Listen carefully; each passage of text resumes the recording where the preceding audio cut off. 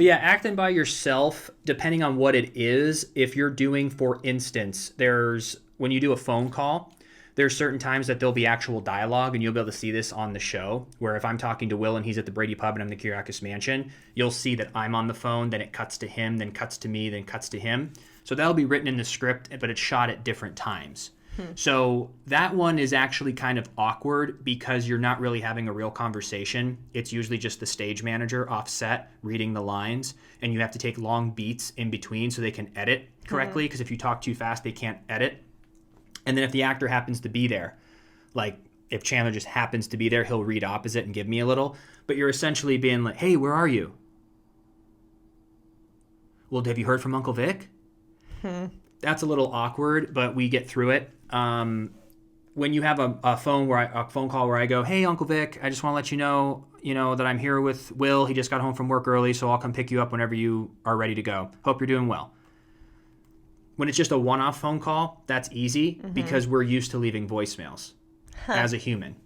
So we talk all the time to ourselves. When it comes to reading a letter, I love it. I'll make sure to read the letter many times so that, because reading out loud is one of my biggest fears. But you don't have to memorize it. So you're able just to read off of it. So it's fantastic. And then if they ever have the letter being read, they'll just put it over the loudspeaker. So there's certain times that I'll be reading a letter and you can actually hear Will, like, my dearest Sonny. So he's reading it over the loudspeaker. They've recorded it in like voiceover. So you're able to react to the letter, but you hear the voice over so you're able to react in real time. So I'm not reading it at his pace. So I kind of just stare at the letter. I don't read it. And I'll just listen so I can be affected by his words. But do you pretend that you're reading it? Yeah, I'll just go like this, and then I'll just look back and forth, and then he'll say something. I go, oh. So you really can hear it the first time when you're shooting. Yeah.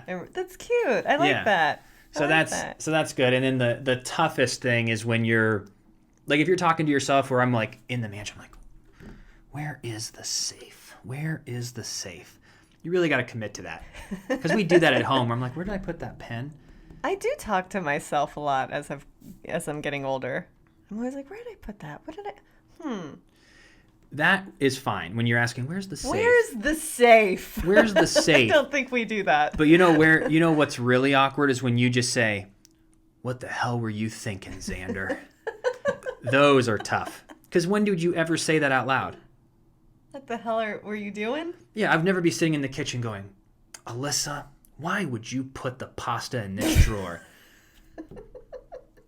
I would think it. So there are certain times you speak out loud. I demand you to start saying those types of things in this house. I want to hear you say that next time. Where did you put the pasta?